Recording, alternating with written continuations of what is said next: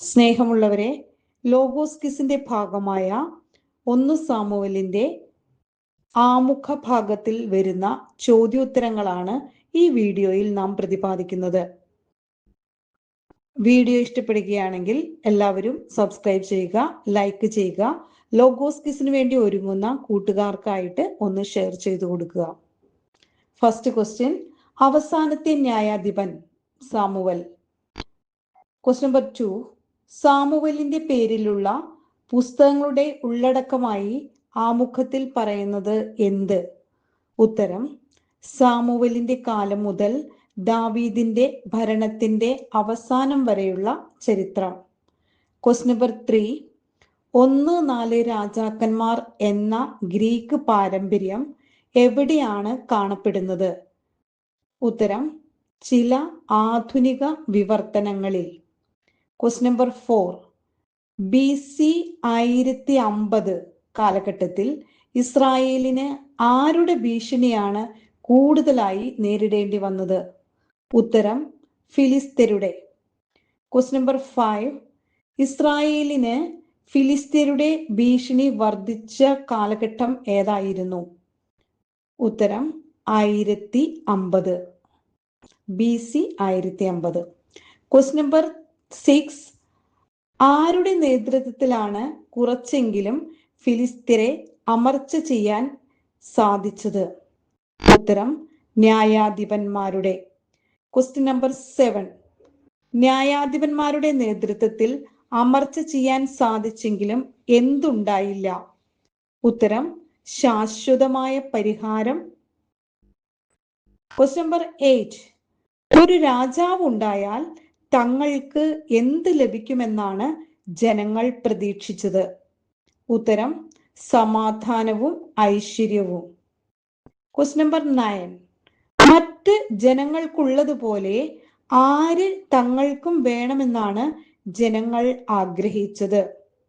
ഉത്തരം, ഒരു രാജാവ്. ക്വസ്റ്റ്യൻ നമ്പർ 10, ആരുടെ നേതൃത്വമാണ് ജനങ്ങൾക്ക് സ്വീകാര്യമാകാതിരുന്നത്? ഉത്തരം, സാമുവലിന്റെ പുത്രന്മാരുടെ. ക്വസ്റ്റ്യൻ നമ്പർ 11, തങ്ങൾക്ക് ഒരു രാജാവ് വേണമെന്ന് ജനങ്ങൾ വാശി പിടിച്ചപ്പോൾ ആരല്ലാതെ മറ്റൊരു രാജാവ് ആവശ്യമില്ല എന്നാണ് സാമുവൽ പറഞ്ഞത്? ഉത്തരം, കർത്താവല്ലാതെ. ക്വസ്റ്റ്യൻ നമ്പർ 12, എങ്ങനെ പ്രവർത്തിക്കാനാണ് സാമുവലിന് കർത്താവിന്റെ നിർദ്ദേശം ലഭിച്ചത്? ഉത്തരം, ജനഹിതമനുസരിച്ച് പ്രവർത്തിക്കാൻ. ക്വസ്റ്റ്യൻ നമ്പർ 13, ജനഹിതമനുസരിച്ച് പ്രവർത്തിക്കാൻ സാമുവലിന് നിർദ്ദേശം നൽകിയത് ആര്? ഉത്തരം, കർത്താവ്. ക്വസ്റ്റ്യൻ നമ്പർ 14, സാമുവൽ ആരെയാണ് രാജാവായി അഭിഷേകം ചെയ്തത്? ഉത്തരം, സാവൂൾ. ക്വസ്റ്റ്യൻ നമ്പർ 15, എന്തുകൊണ്ടാണ് യുദ്ധങ്ങളിൽ വിജയിച്ചെങ്കിലും സാവൂൾ തിരസ്കൃതനായത്? ഉത്തരം, ദൈവഹിതത്തിന് വിരുദ്ധമായി പ്രവർത്തിച്ചതുകൊണ്ട്. ക്വസ്റ്റ്യൻ നമ്പർ 16, ആരാണ് ദൈവഹിതത്തിന് വിരുദ്ധമായി പ്രവർത്തിച്ചുകൊണ്ട് തിരസ്കൃതനായത്? ഉത്തരം, സാവൂൾ. ക്വസ്റ്റ്യൻ നമ്പർ 17, ജസ്സയുടെ പുത്രൻ ആര്? ഉത്തരം, ദാവീദ്. ക്വസ്റ്റ്യൻ നമ്പർ 18, ജസ്സയുടെ പുത്രനായ ദാവീദിനെ ആരറിയാതെയാണ് സാമുവൽ അഭിഷേകം ചെയ്തത്? ഉത്തരം, സാവൂൾ. ക്വസ്റ്റ്യൻ നമ്പർ 19, എങ്ങനെയാണ് മുറിവേറ്റ സാവൂൾ മരിച്ചത്? ഉത്തരം, സ്വന്തം വാളിൽ വീണ് മരിച്ചു. ക്വസ്റ്റ്യൻ നമ്പർ 20, ആരുമായുള്ള യുദ്ധത്തിന്റെ ഇടയിലാണ് സാവൂൾ വാളിൽ വീണ് മരിക്കുന്നത്? ഉത്തരം, ഫിലിസ്ത്യരുടെ. ക്വസ്റ്റ്യൻ നമ്പർ 21, എവിടെ വെച്ചാണ് ദാവീദ് പരസ്യമായി അഭിഷിക്തനായത്? ഉത്തരം, ഹെബ്രോണിൽ വെച്ച്. ക്വസ്റ്റ്യൻ നമ്പർ 22, ഹെബ്രോണിൽ വെച്ച് പരസ്യമായി അഭിഷിക്തനായത് ആര്? ഉത്തരം, ദാവീദ്. ഹെബ്രോണിൽ പരസ്യമായി അഭിഷേകം നടത്തിയ ദാവീദ് എത്ര വർഷം ഭരിച്ചു? ഉത്തരം, 7. Question number 24. 7 വർഷം കഴിഞ്ഞപ്പോൾ ഹെബ്രോണിന്റെ തലസ്ഥാനം എവിടേക്ക് മാറ്റി? ഉത്തരം ജെറുസലേം. Question number 25. എത്ര വർഷമായിരുന്നു ദാവീദിന്റെ ഭരണകാലം?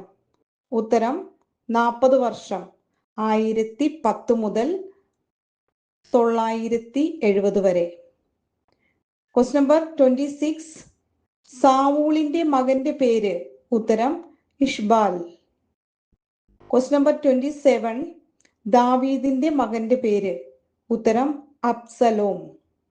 ദാവീദിന്റെ സിംഹാസനം തട്ടിയെടുക്കാൻ ശ്രമിച്ചത് ആരെല്ലാം? ഉത്തരം സാവൂളിന്റെ മകൻ ഇഷ്ബാലും സ്വന്തം മകൻ അബ്സലോമും. Question number 29. ആരെയെല്ലാം തോൽപ്പിച്ചാണ് ദാവീദ് രാജ്യത്ത് സമാധാനം സ്ഥാപിച്ചത്?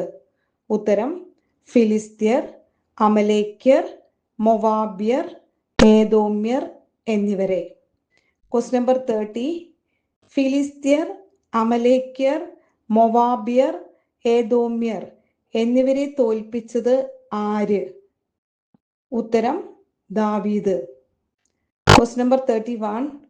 ഫിലിസ്ത്യർ, അമലേക്യർ, മൊവാബ്യർ, ഏദോമ്യർ എന്നിവരെ തോൽപ്പിച്ച് ദാവീദ് രാജ്യത്ത് എന്ത് സ്ഥാപിച്ചു? ഉത്തരം സമാധാനം സ്ഥാപിച്ചു. Question number 32. എവിടെയാണ് ഐശ്വര്യം കളിയാടിയത്? ഉത്തരം ഇസ്രായേലിൽ. Question number 33. ഐശ്വര്യം കൈവന്നപ്പോൾ ദാവീദ് എന്ത് ആഗ്രഹിച്ചു? ഉത്തരം കർത്താവിന് ഒരു ആലയം പണിയാൻ. Question number 34. ഐശ്വര്യം കൈവന്നപ്പോൾ കർത്താവിന് ആലയം പണിയാൻ ആഗ്രഹിച്ചത് ആര്? ഉത്തരം ദാവീദ്. Question number 35. കർത്താവിന് ആലയം പണിയാൻ ആഗ്രഹിച്ചപ്പോൾ ആര് വഴിയാണ് അത് വിലക്കിയത്? ഉത്തരം നാഥാൻ പ്രവാചകൻ വഴി. Question number 36. നാഥാൻ പ്രവാചകൻ വഴി കർത്താവ് ദാവീദിന് നൽകിയ വാഗ്ദാനം എന്ത്? ഉത്തരം ദാവീദിന്റെ സിംഹാസനം എന്നേക്കും നിലനിൽക്കും എന്ന വാഗ്ദാനം. Question number 37. വരാനിരിക്കുന്ന രക്ഷകൻ ദാവീദിന്റെ പുത്രനായിരിക്കുമെന്ന വിശ്വാസത്തിന്റെ ഉറവിടം എന്താണ്? ഉത്തരം ദാവീദിന്റെ സിംഹാസനം എന്നേക്കും നിലനിൽക്കും എന്നത്. Question number 38. എങ്ങനെയുള്ള രാജാവായിരുന്നു ദാവീദ്? ഉത്തരം നീതിനിഷ്ഠനായ രാജാവ്. Question number 39. നീതിനിഷ്ഠനായ രാജാവായ ദാവീദിന്റെ ജീവിതത്തിൽ ഉണ്ടായത് എന്താണ്? ഉത്തരം ബലഹീനതയുടെ നിമിഷങ്ങൾ. Question number 40. ബലഹീനതയുടെ നിമിഷങ്ങൾ ഉണ്ടായത് ആരുടെ ജീവിതത്തിൽ? ഉത്തരം ദാവീദിന്റെ ജീവിതത്തിൽ. Question number 41. ഊറിയായുടെ ഭാര്യയുടെ പേര്? ഉത്തരം ബത്ത്ശെബ. Question number 42. ഊറിയായുടെ ഭാര്യയായ ബത്ത്ശെബയെ സ്വന്തമാക്കാൻ ദാവീദ് കാട്ടിയ വൻ ചതിയെക്കുറിച്ച് ശക്തമായി വിമർശിച്ചത് ആര്? ഉത്തരം നാഥാൻ പ്രവാചകൻ. Question number 43. നാഥാന്റെ ശക്തമായ വിമർശനത്തിന് വിധേയമായി തെറ്റു മനസ്സിലാക്കിയ ദാവീദ് എന്തു ചെയ്തു? ഉത്തരം ഉള്ളുരുകി അനുതപിച്ചു. Question number 44. ദാവീദിന് ബത്ത്ശെബയിൽ ജനിച്ച പുത്രൻ? ഉത്തരം സോളമൻ. Question number 45. സോളമന്റെ മാതാപിതാക്കൾ ആരെല്ലാം? ഉത്തരം ദാവീദും ബത്ത്ശെബയും. Question number 46. ദാവീദിന് ശേഷം കിരീടാവകാശിയായി തീർന്നത് ആര്? ഉത്തരം സോളമൻ. Question number 47. എന്താണ് ദൈവഹിതത്തിന് വിരുദ്ധമായി ദാവീദ് ചെയ്തത്? ഉത്തരം ജനസംഖ്യ എടുത്തു. Question number 48. ദൈവഹിതത്തിന് വിരുദ്ധമായി ജനസംഖ്യ എടുത്തതിന് ദാവീദിന് കിട്ടിയ ശിക്ഷ എന്ത്?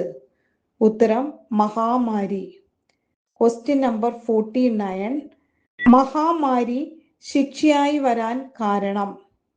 ഉത്തരം ദൈവഹിതത്തിന് വിരുദ്ധമായി ജനസംഖ്യ എടുത്തതുകൊണ്ട്. Question number 50.